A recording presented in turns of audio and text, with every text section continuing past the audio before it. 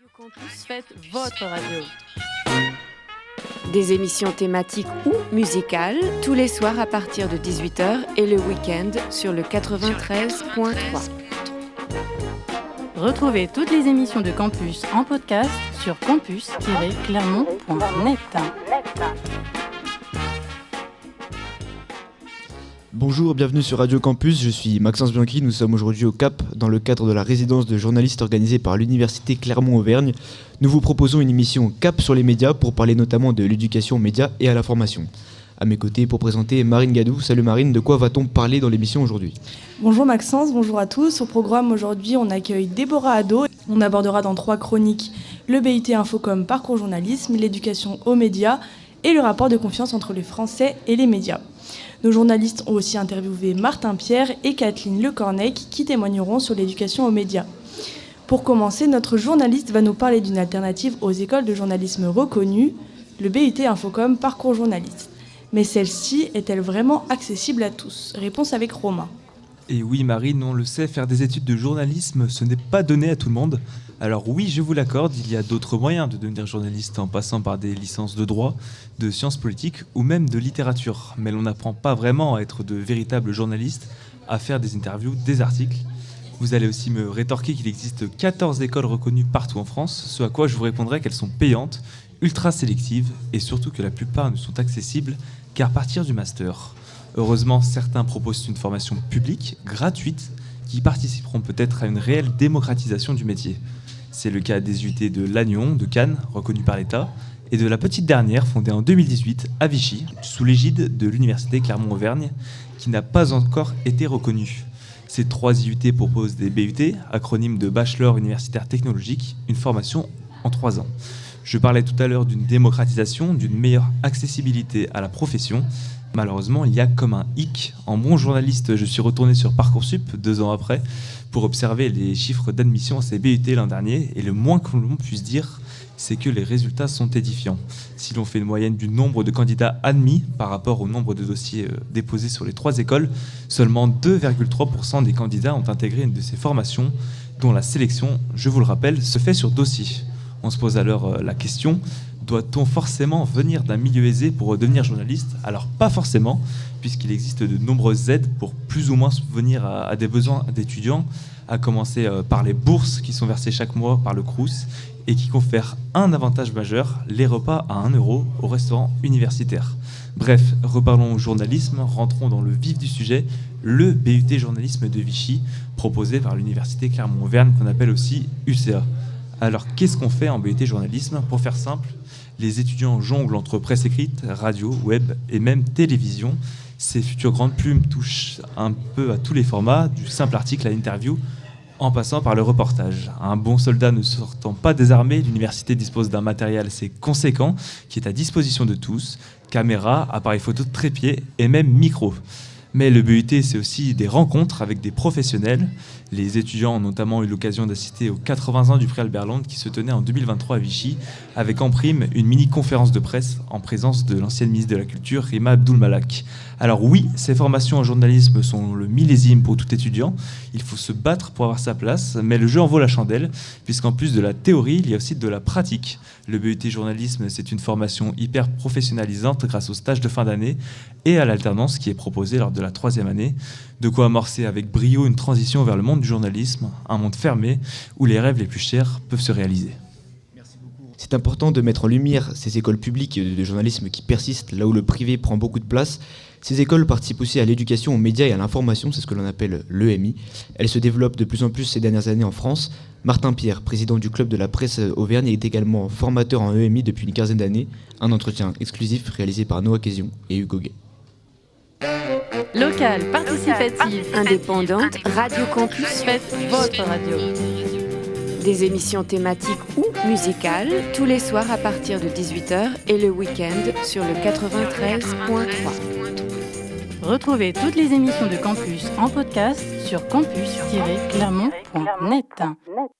On peut quand même se poser des questions sur l'influence des réseaux sociaux, et même si la boîte noire de l'algorithme de Twitter et de Facebook, on les connaît pas, on peut savoir qu'elles sont manipulées. Les tweets d'Elon Musk, on les voit plus que les autres, et les journalistes, on les voit moins.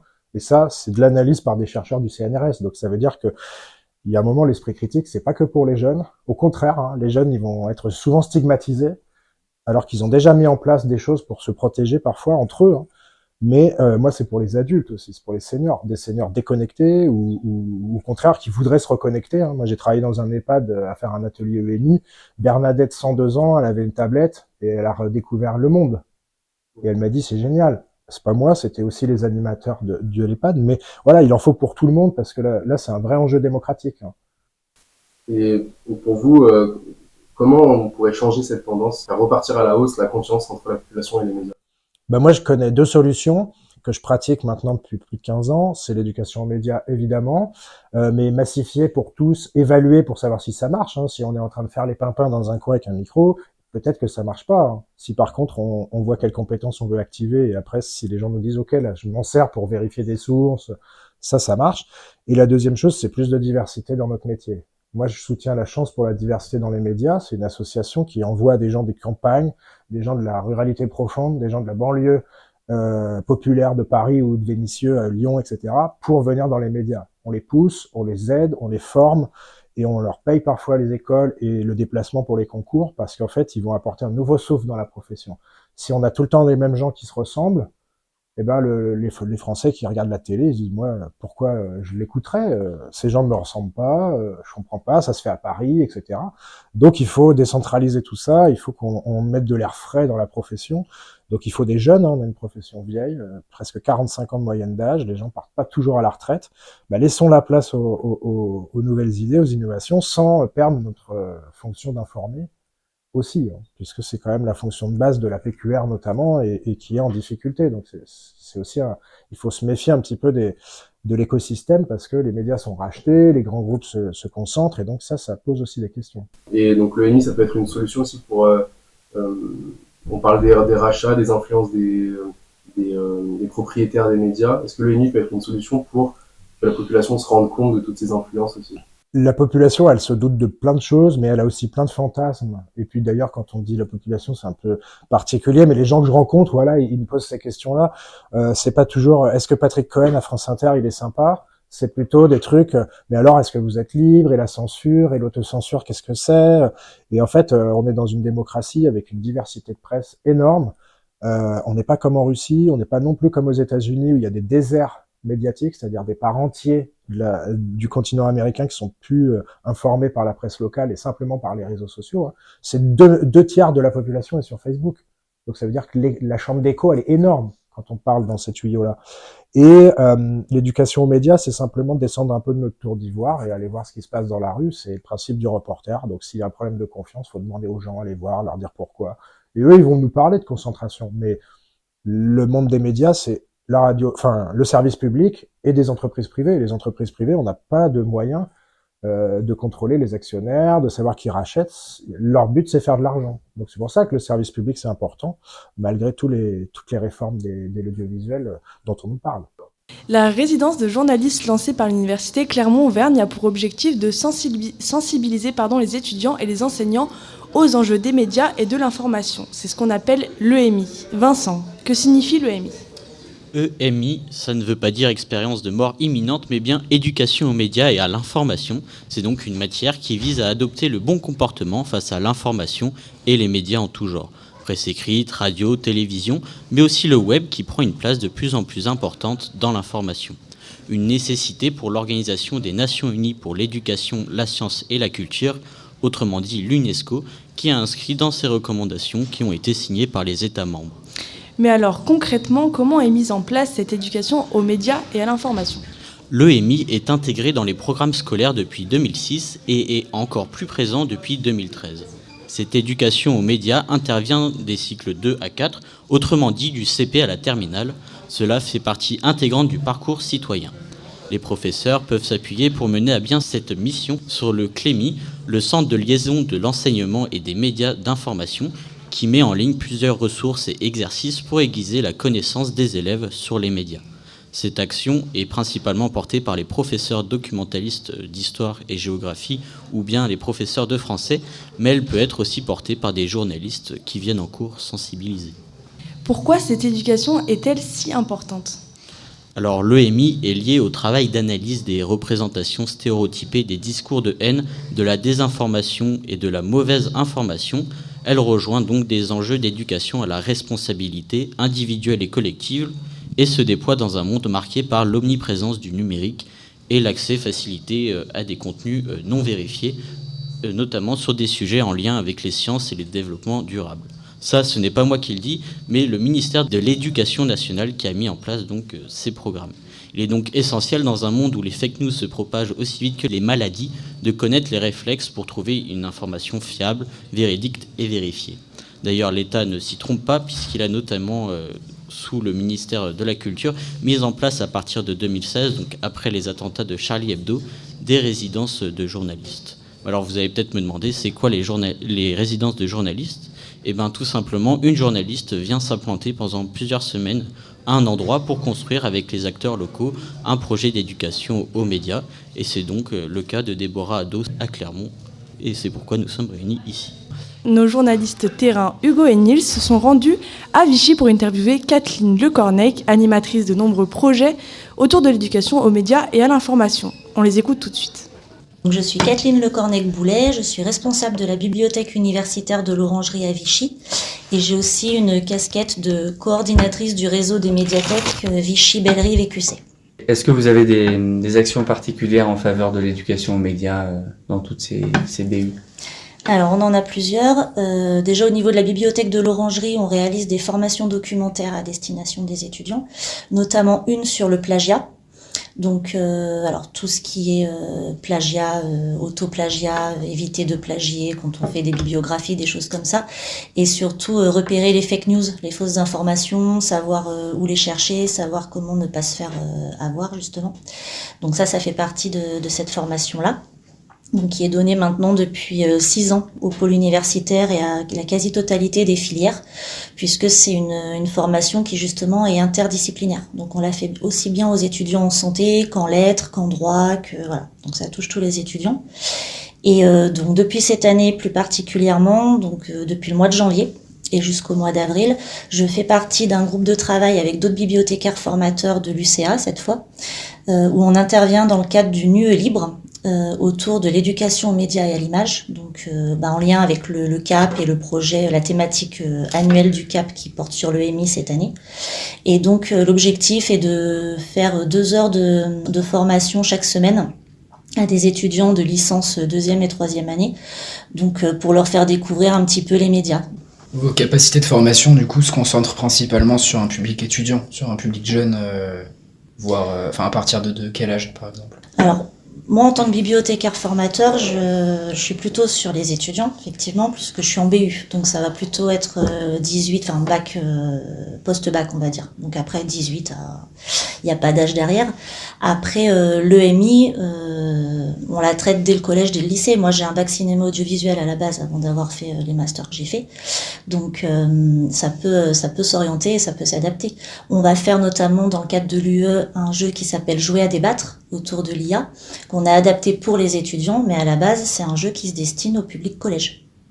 Donc ça peut s'adapter à tous les âges en fonction des ressources et des sources qu'on va mettre à l'intérieur. Donc il y a des actions, si j'ai bien compris, qui sont de votre initiative ou de l'initiative du pôle Lardy en général, et puis d'autres qui sont missionnées par l'UCA, c'est ça ? Alors l'UCA a décidé de choisir comme thématique l'EMI, donc effectivement il y a tout un tas d'animations, il y a l'UE qui a été montée, mais il va y avoir une exposition au mois de mars autour justement des fausses informations, ce genre de choses. Nous c'est quelque chose qu'on développe depuis plusieurs années au pôle universitaire à Vichy, du fait qu'on a des filières en métier du multimédia et l'internet, et qu'on a la filière journalisme aussi. C'est pour ça qu'actuellement, jusqu'à fin janvier, on a une expo sur Fred et les fausses informations. Donc savoir justement chercher et démonter les fausses infos. Après, on a aussi d'autres partenaires. On peut travailler avec les bibliothèques justement du réseau des médiathèques. Vous prenez le public des bibliothèques comme l'Arbo ou Vichy, ou donc QC ou Bellerive. Ça va être plutôt à destination des enfants ou ça peut être aussi à destination des adultes.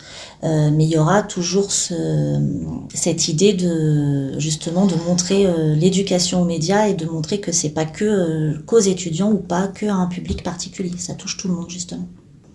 Les BU, c'est aussi un une manière pour vous peut-être de relier l'éducation aux médias et puis les jeunes, parce qu'il y a la presse gratuite, notamment ici à Vichy. On retrouve des titres de presse papier en libre service tous les jours. Il y a plusieurs choses. Il y a les abonnements que l'université Clermont-Auvergne achète pour les étudiants. Donc nous, comme on est conventionné avec l'UCA, donc la bibliothèque de l'Orangerie peut former les étudiants sur des bases comme Europresse, par exemple, où il y a toute la presse régionale, nationale, internationale. Et à côté de ça, effectivement, il y a les titres que nous, on va acheter pour mettre à disposition aux étudiants. Mais c'est de la presse qui est payante, en fait. C'est juste que c'est gratuit pour les étudiants parce qu'on considère que vous avez déjà, quand vous payez vos frais de scolarité, vous payez déjà des frais de bibliothèque, donc on vous refait pas payer les choses. Il faut que les étudiants qui soient à Clermont, Le Puy, Aurillac ou Moulins aient les mêmes droits et les mêmes avantages. Donc c'est pour ça qu'un étudiant à Clermont va avoir la gratuité. C'est pas possible qu'un étudiant à Vichy ne l'ait pas. Eh bien, merci à vous, Kathleen Le Cornec, pour avoir répondu à nos questions. Merci à vous. Merci beaucoup à Nils et Hugo pour cet entretien avec Kathleen Le Cornec. À présent, nous accueillons sur le plateau Déborah Adot. Bonjour. Vous êtes journaliste indépendante et fondatrice du média Endémique. Vous êtes à l'origine de cette résidence de journaliste à l'université Clermont-Auvergne. Merci de nous accorder cette interview. Je laisse la parole à Naofel Lepsi qui va mener cet entretien. C'est ça, alors bonjour à vous. Vous êtes présente en ce moment sur Clermont pour une résidence de journaliste. Tout d'abord, qu'est-ce que c'est simplement une résidence de journaliste ? Alors bonjour Naofel. Une résidence de journaliste, c'est une immersion pendant 2 mois en l'occurrence à l'université Clermont-Auvergne. Ça peut être plus, j'ai fait des résidences de 4 mois déjà, donc sur un territoire ou au sein d'une structure. Et nous, journalistes, on va aller parler de notre métier, des médias, des enjeux liés à l'information aussi, auprès d'enfants, d'adolescents, d'adultes. Et pour cette résidence-là à l'université, ce sera auprès d'étudiants comme vous et d'autres étudiants également, et puis des enseignants aussi. En initiant du coup cet événement qui est cette résidence de journaliste à Vichy, axée, comme vous l'avez dit, en partenariat avec notamment les étudiants, quels sont vos souhaits ? Mes souhaits, du coup, c'est de faire pratiquer les étudiants avec... quand j'ai créé donc mon média Endémique, j'ai voulu faire que les citoyens comprennent le métier de journaliste en pratiquant, en faisant des reportages. Donc ça va être cette idée-là pendant la résidence. Il y a pas mal de projets, du coup, dont celui-ci de lancement, où je vous ai mis au défi, vous, étudiants en journalisme, de créer une émission de radio pour justement parler de ce que c'est l'éducation aux médias, de la résidence. Après, il y aura plein d'autres projets, un concours de fake news avec différentes filières à Vichy, à Moulins, au Puy-en-Velay, à Clermont-Ferrand, à Aubière. Et Aurillac, je crois que j'ai oublié personne. Et l'idée, ça va être de créer une fake news. Et donc, je ferai partie du jury avec du personnel de la bibliothèque. Ensuite, il y aura d'autres projets avec les filières Infocom, toujours autour des fausses informations, parce que dans Cécilia Brassier, avec qui je vais travailler, m'a dit que ses étudiants avaient tendance à aller chercher des sources sans les vérifier. Donc là aussi, il y a quelque chose à travailler. Et puis, il y a tout un côté international sur les différences culturelles sur lequel des étudiants vont travailler en infocom. Ils vont faire des capsules vidéo de ce genre. On a parlé des événements marquants de cette résidence. Si vous deviez en choisir un ou deux événements qui seraient un peu les moments phares, les moments clés de cette résidence, lesquels ce seraient et pourquoi ? Alors, y a ce concours de fake news qui je suis curieuse, j'ai jamais participé à ce genre de projet, donc on verra. Après, il y a des projets dont j'ai pas parlé là, 2 conférences que je vais animer. Comment les médias jouent-ils sur nos émotions ? Donc ce sera le mardi 18 février, ici au CAP, de 18h à 19h. Donc je vais parler du fait que les médias jouent sur nos émotions, comment on peut éviter ça, et éviter de tomber dans l'angoisse, parce qu'il y a beaucoup de citoyens qui se sentent angoissés face à l'information. Et le deuxième point important, c'est une conférence autour des médias et du développement durable. Le 25 mars, de 18h à 19h, le lieu est encore à fixer parce que j'aimerais impliquer beaucoup de gens dans cette conférence. C'est un sujet important. Nous, médias et journalistes, on a notre rôle à jouer dans la sensibilisation aux enjeux, aux conséquences plutôt du dérèglement climatique sur la vie, le quotidien des gens. Et donc, j'aimerais questionner ça parce que pour moi, à l'heure actuelle, c'est pas respecté. Donc voilà pour les principaux temps forts. Et pour ces temps forts, il faut aussi des intervenants. Pouvez-vous nous dire, par exemple, qui sera présent, d'où viennent-ils et que font-ils ? Alors oui, pour une résidence, c'est toujours des partenariats donc avec des structures et les personnes qui font vivre ces structures. Donc pour l'UCA, ce sera des maîtres de conférences, des enseignants-chercheurs avec qui je vais travailler. Je ne vais pas les citer là, mais ça va être mes principaux partenaires. Les étudiants aussi, puisque je le disais tout à l'heure, on va créer des reportages au maximum. Là, vous tous, vous en êtes témoins. Vous êtes les partenaires de cette résidence. Et puis, il y a la bibliothèque universitaire avec qui on va faire pas mal de projets. Et puis, bien sûr, la ville, Radio Campus, ça va être plein de rencontres. Il y a une rencontre à l'Utopie aussi le 11 février. Il y a trop de choses à dire, donc j'en oublie. L'éducation aux médias, l'EMI, comme l'a justement expliqué Vincent, est quelque chose qui vous tient beaucoup à cœur. Par quels moyens ça se traduit, cet engagement, de votre côté ? Alors déjà, je vais revenir sur la création d'Endémique. Donc mon média, en fait, c'est venu à partir du moment où j'ai commencé à être journaliste. J'ai constaté cette défiance envers les médias avec le mouvement des Gilets jaunes. J'ai commencé à ce moment-là. Et donc j'ai voulu recréer du lien de confiance, donc en impliquant les citoyens dans la création de reportages. Et finalement, en faisant ce procédé avec les citoyens, je me suis rendu compte qu'il y avait un enjeu qui était d'éduquer aux médias et que ça pouvait participer à améliorer les choses dans la société. Donc, c'est pour ça que c'est important pour moi. Et on le voit aujourd'hui, il y a tellement de tensions dans la société que les médias attisent. C'est pour ça que c'est important pour moi. Et comme le disait Martin Pierre tout à l'heure, c'est particulièrement important auprès des adultes. Souvent, on pense aux enfants. Mais c'est pour ça que je fais des ateliers avec des enfants, des adolescents et des adultes. Puis enfin, dernière question, comment convaincre une personne qui se trouve en face de vous de venir assister aux différents moments qui font que cette résidence de journaliste serait différente des autres ? Déjà, si vous avez envie de vous plaindre des journalistes, vous pouvez. Moi, j'adore recueillir les plaintes, les problèmes et réfléchir à des solutions pour les régler. Après, j'aime bien que ce soit des moments conviviaux, ces ateliers, ces conférences, qu'on échange. Donc, pour convaincre, je pourrais dire ça. On rigolera bien, quoi. J'essaie de rendre le journalisme un peu marrant, parce que ça peut être assez rébarbatif, sérieux. Merci Naofel pour cette interview spéciale sur Radio Campus et merci à notre invitée Déborah Hadot. Le journalisme ne fait plus rêver. Une étude de la Croix révèle que 62% des Français se méfient des médias. Pourquoi cette méfiance grandissante ? On en parle tout de suite. En effet, le journalisme ne fait plus rêver. Pour beaucoup de Français, il n'est désormais plus considéré comme un des piliers de notre démocratie. Un triste constat, mais qui est bien réel. C'est ce que laisse transparaître le dernier baromètre sur la confiance des Français dans les médias, commandé par la Croix. Comme chaque année depuis 1987, le journal interroge un échantillon de citoyens pour connaître leur manière de s'informer, leur confiance, leur ressenti vis-à-vis des médias. Pour réaliser cette enquête, 1500 personnes majeures et représentatives de la population française ont été interrogées. Et que nous dit cette étude ? Eh bien, les résultats publiés le 14 janvier sont encore une fois mauvais. Pas moins de 62% des Français considèrent qu'il faut se méfier de ce que disent les médias sur les grands sujets d'actualité. Un chiffre nettement à la hausse puisqu'il a augmenté de 8 points par rapport à 2023.